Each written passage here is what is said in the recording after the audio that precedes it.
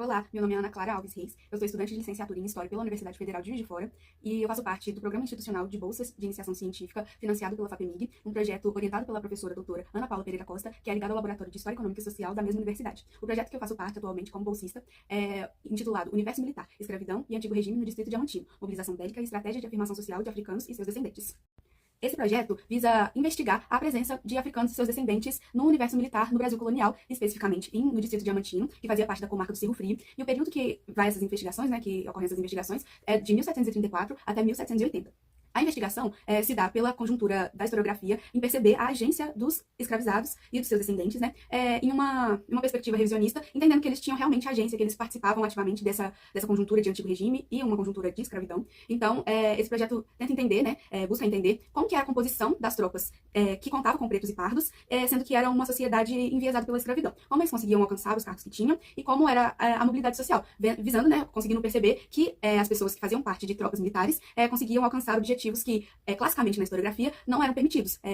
A escravidão tinha um estigma e era enviesada somente a barbárie e a rebeldia dos escravizados, e conseguimos, através dessa e de outras pesquisas com perspectiva revisionista, compreender a agência dos escravos numa perspectiva social, numa perspectiva econômica e política. Esse projeto, então, ele consegue perceber, através também da documentação que nós analisamos, que o ordenamento da sociedade colonial também contava com a participação ativa dos escravizados, dos africanos e de seus descendentes. Nesse sentido, conseguimos também perceber a comunicação da colônia com a metrópole, percebendo que a política, o ordenamento, também se fazia aqui. Assim, a gente consegue perceber que a incorporação desses militares, pretos e pardos, no universo militar, era significativo, porque os grupos em questão conseguiam se afastar do estigma do cativeiro.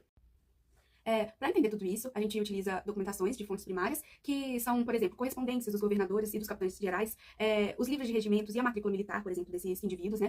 Tem também os livros de registro de patentes, provisões e ordens, cartas patentes dos oficiais, onde mostram quais eram os serviços prestados à coroa, e percebendo a mobilidade social que estava alçada nessa entrada no universo militar, a gente consegue perceber uma trajetória que revela isso. Então a gente consegue, através, por exemplo, da documentação sobre o registro de mercês conquistadas, que isso era um mecanismo de mobilidade e inserção político-social desses indivíduos que faziam parte dessas tropas. Essa documentação que a gente analisa e que está fazendo parte de um banco de dados, ela pode ser consultada através do Arquivo Histórico Ultramarino, que está disponível online, no Arquivo Público Mineiro, na seção colonial, e na coleção da Casa dos Contos, que fica em Belo Horizonte. Esse projeto ele busca aprofundar as questões que a historiografia revisionista já vem colocando, Então ele busca especificamente entender o universo militar e a inserção de pretos e pardos, de africanos e seus descendentes, mas também compreender o âmbito geral, compreender como eram constituídas as relações, por exemplo, em uma conjuntura de antigo regime e de escravidão, que era o que norteava as lógicas desse período. Nesse sentido, a produção intelectual desse projeto em específico tem muito a contribuir com a historiografia e também nos projetos de pós-graduação e gerar uma produção intelectual que revela muitos aspectos desse sentido do universo militar e também de um âmbito mais geral. Entendendo os resultados desse projeto, por exemplo, nessa perspectiva da produção intelectual e a contribuição para a historiografia, a professora que orienta esse projeto participou, por exemplo, da organização de um livro que tem o título Facetas Atuais da História Social, Práticas de Pesquisa de um Laboratório Universitário, a publicação de um capítulo de um livro que tem o nome História Social nas Práticas de Pesquisa de um Laboratório Universitário, a Guia de Introdução. E também a publicação de um artigo, que tem o nome Cirurgiões Militares e seus requerimentos à esfera régia, o uso dos regimentos militares como espaço de mobilidade social na capitania de Minas Gerais, 1771-1807, publicado na revista Locus, da Universidade Federal de Juiz de Fora.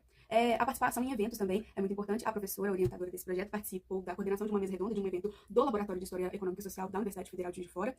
A mesa se intitulava O Governo das Armas na América Portuguesa, Milícias de Cor e Mobilidade Social, a apresentação de uma comunicação oral também, com o título A Regimentação Bélica e Mobilidade Social dos Oficiais Pretos e Pardos em Minas Colonial, Distrito Diamantino, 1734 a 1780, no Encontro Regional de História, em Belo Horizonte, na Universidade Federal de Minas Gerais, e a coordenação de uma outra mesa redonda que fez parte do terceiro colóquio do LAIS, Laboratório de História Econômica e Social, e do LABOI, Laboratório de História Oral e de Imagem, e o AFICAS,